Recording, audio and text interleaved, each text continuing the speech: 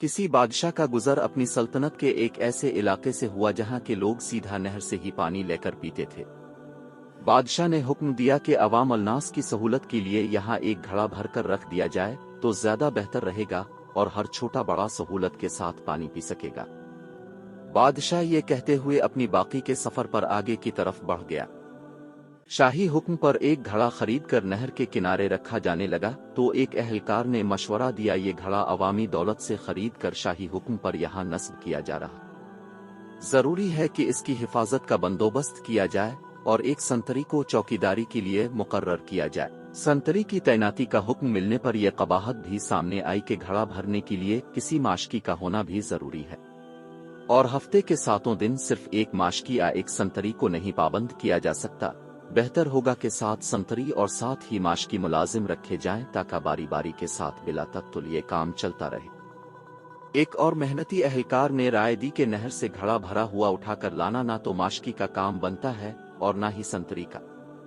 इस मेहनत तलब काम के लिए 7 बारबरदार भी रखे जाने चाहिए जो बारी बारी रोजाना भरे हुए घड़े को एहतियात से उठाकर लाएं और अच्छे तरीके से ढकना लगाकर बंद करके रखें। एक और दूर अंदेश मुसाहिब ने मशवरा दिया कि इतने लोगों को रखकर काम को मुनज़्ज़म तरीके से चलाने के लिए उन सब अहलकारों का हिसाब किताब और तनख्वाहों का निज़ाम चलाने के लिए मुहासिब रखने जरूरी होंगे।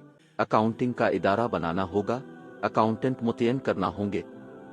एक और ज़ू फहमो फिरासत अहलकार ने मशवरा दिया कि ये इसी सूरत में ही यकीनी बनाया जा सकता है कि हर काम अच्छे तरीके से चल रहा है तो उन सारे माशकियों, सुनतरियों और बारबरदारों से बेहतर तरीके से काम लेने के लिए एक ज़ाती मामलात का एक शोबा कायम करना पड़ेगा। एक और मशवरा आया कि ये सब कुछ ठीक हो रहा है मगर मुलाजिमीन के दरमियान में लड़ाई झगड़ा या कोई ज्यादती हो जाती है तो उनका तस्फिया और उनके दरमियान में सुलह सफाई कौन कराएगा ताकि काम बिला तात्तुल चला रहे।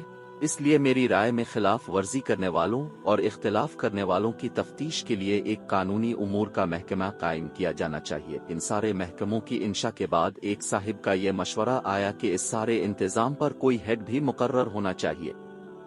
एक डायरेक्टर भी तैनात कर दिया गया। साल के बाद हसब रवायत बादशाह का अपनी रियाया के दौरे के दौरान इस मकाम से गुजर हुआ तो उसने देखा कि नारों के किनारे कई कनाल रकबे पर एक अजीम अलशान इमारत का वजूद आ चुका है जिस पर लगी हुई रोशनियां दूर से नजर आती हैं और इमारत का दबदबा आंखों को खीरा करता है। इमारत की पेशानी पर नुमाया करके वजारत इंतजामी उमूर बराए घड़ा का बोर्ड लगा हुआ है। बादशाह अपने मुसाहिबीन के साथ अंदर दाखिल हुआ तो एक अलहदा ही जहान पाया।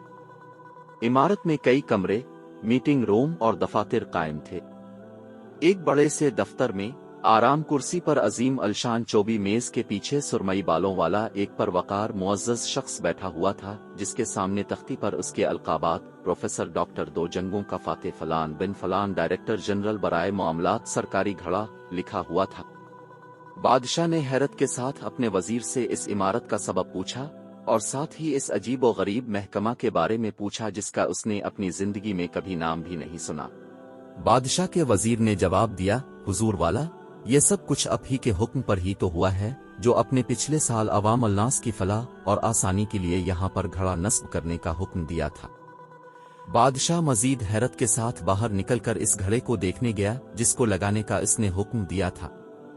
बादशाह ने देखा कि घड़ा न सिर्फ खाली और टूटा हुआ है बल्कि इसके अंदर एक मरा हुआ परिंदा भी पड़ा हुआ है। घड़े के अतराफ में बेशुमार लोग आराम करते और सोए हुए पड़े हैं और सामने एक बड़ा बोर्ड लगा हुआ है। घड़े की मुरम्मत और बहाली के लिए अपने अतियात जमा कराएं। मिन जानिब वजारत इंतजामी उमूर बराए घड़ा। ये है मेरे वतन की कहानी। वफाकी वजीर, वजीर ममलुकत, सूबाई वजीर, पर्सनल सेक्रेटरी, मुशीर, ओहदे, प्रोटोकॉल और काम 0।